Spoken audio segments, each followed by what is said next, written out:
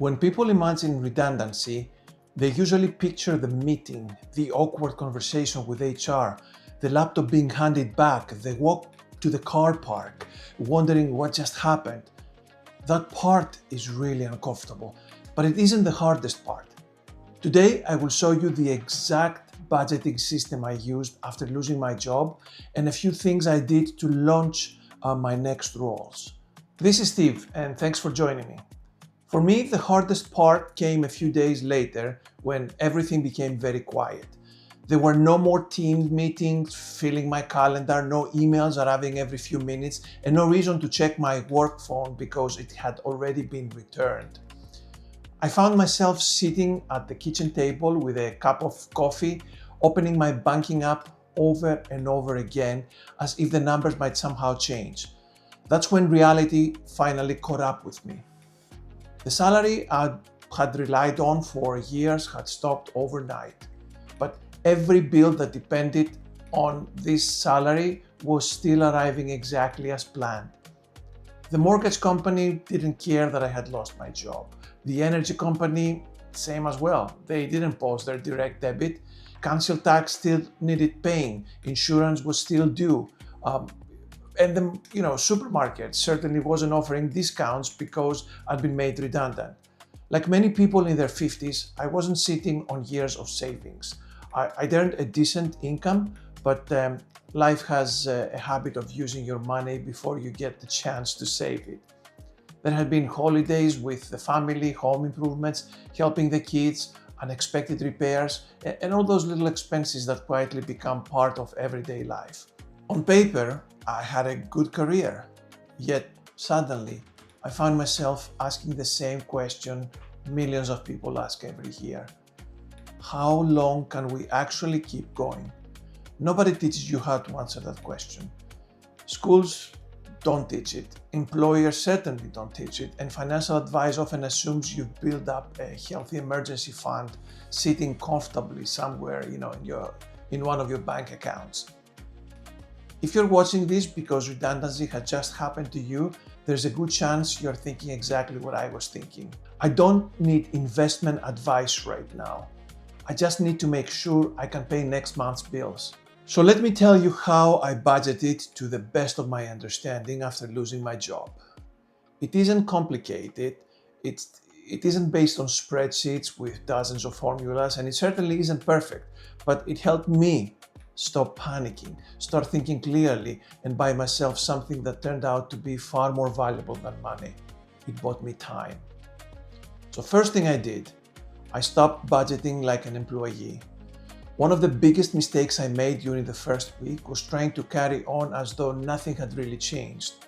My brain was still operating like I had another salary arriving at the end of the month. So I kept looking at my finances through the lens of my old life instead of the one I was actually living at this moment.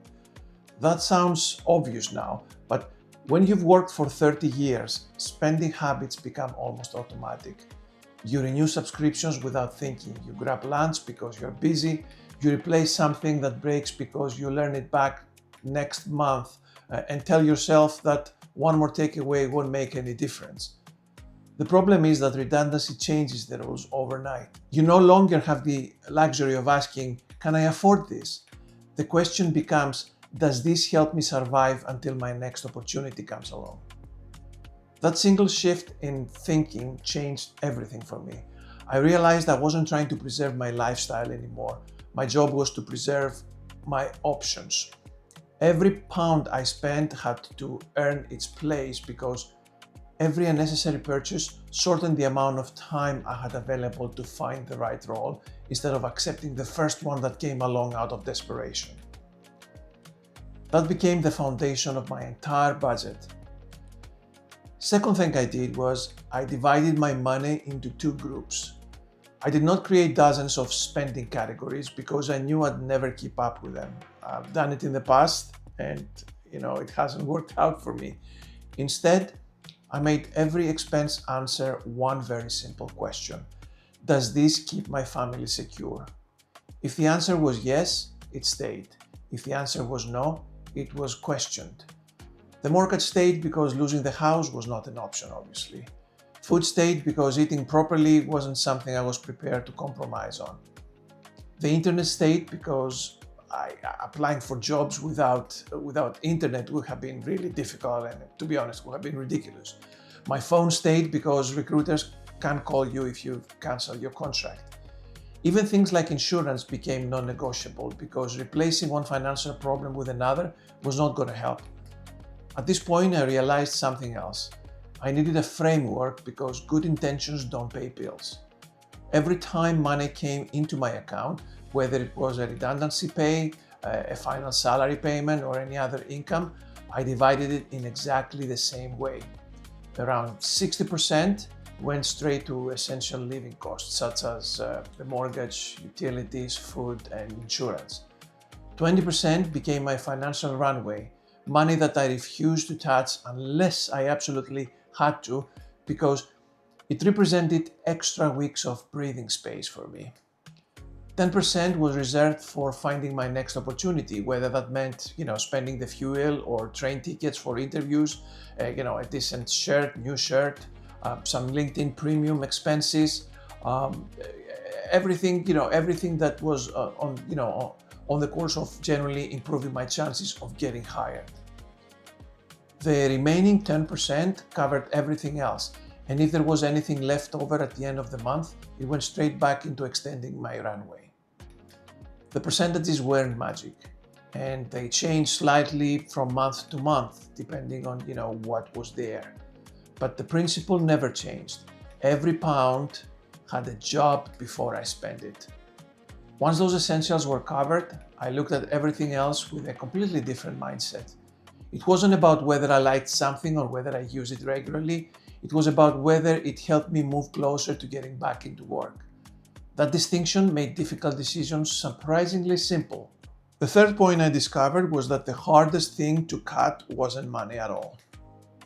People often assume budgeting is about numbers, but in my experience, it's much more about identity. Canceling subscriptions, it wasn't difficult because they were expensive. It was difficult because they reminded me that life has changed. Walking past a coffee shop and deciding not to go in and get my nice, double macchiato, it wasn't really about saving £4. It was another reminder that I was not the same person I'd been a month earlier.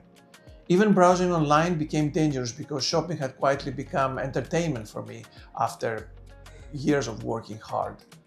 I realized I was not just reducing expenses, I was grieving the life I'd expected to have.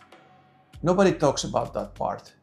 Redundancy forces you to let go of routines that made you feel successful, productive, and comfortable, and that's why so many people struggle.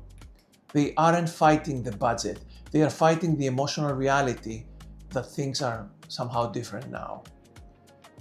Once I accepted that, budgeting became much easier because I stopped seeing every decision as something I was losing and started seeing it as something I was protecting. The final point is, I understood that every pound needed a purpose. One habit made a bigger difference than anything else. Before I spent money, I paused and asked myself what that money was supposed to achieve. If I was paying for petrol to attend an interview, that was an investment, so be it. If I was buying a decent shirt because I wanted to make the right impression on my first interview, that was an investment. If I wanted to pay for LinkedIn Premium because genuinely helped me through my job search, I could justify it. Those expenses increased my chances of earning another salary. Buying another gadget, another takeaway, or another impulse purchase didn't.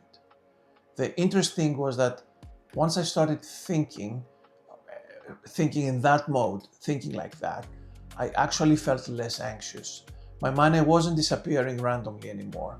Every decision became intentional. And when you're living with uncertainty, having a sense of control matters just as much as the amount of money sitting on your account. And one more point, I just thought. And now that I think about it, here's another point. Something I learned. And this is a lesson I never expected to happen. Looking back now, I can honestly say redundancy changed my relationship with money in ways I never expected. For years, I thought financial security came from earning more. Every promotion, every pay rise, and every bonus felt like another layer of protection. Then redundancy arrived and reminded me that income and security are not the same thing. Real security comes from understanding what you genuinely need, making thoughtful decisions, and resisting the temptation to keep upgrading your lifestyle every single time that your salary increases or you get an extra bonus. Ironically, I became far better with money after losing my job than I ever was while I was earning one. That wasn't because I suddenly became a financial expert. It was because redundancy forced me to pay attention. Yes, it did force me to pay attention. Sometimes life's hardest lessons are also its most valuable. If you've recently been made redundant and you are staring at your bank balance, wondering how you're going to get through for the next few months, few weeks, it doesn't matter, I want you to remember one thing. You do not need the perfect budget. You need a budget that gives you breathing room. Your goal isn't to maintain the life you had 6 months ago. Your goal is to create enough financial runway that you can make good decisions instead of desperate ones. That's exactly what this budget did for me. It reduced the noise, gave me clarity, and reminded me that every careful decision was buying me another day to find the right opportunity.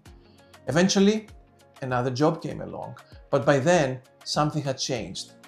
I wasn't just grateful for the new salary. I was grateful for the lessons that difficult period that I went through had taught me, because they stayed with me long after the redundancy, and they became a useful memory. If this video helps just one person avoid the panic I felt sitting at the kitchen table, wondering how long my money would last, then sharing my experience has been worthwhile. And if you're going through redundancy right now as we speak, I'd like you to leave a comment below and tell me the one financial lesson you've learned so far. Your experience might be exactly what someone else reading these comments needs to hear today. Thanks for joining me. Till next time.